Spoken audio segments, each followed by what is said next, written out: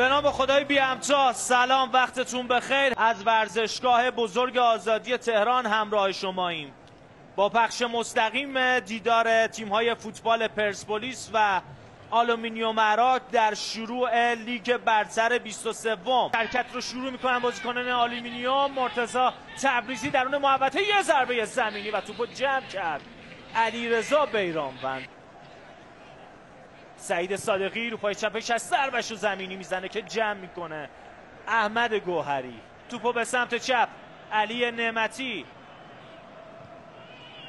یه برخورد، یه تکل و اولین اخضاری این دیدار از تیم آلومینیوم عراق است. مشت کرد احمد گوهری، کماکان فرصت هست. مرتضی پورعلی گنجی تو به کرنر رفت. این اولین خطر جدی پرسپولیسیا بود. سعید صادقی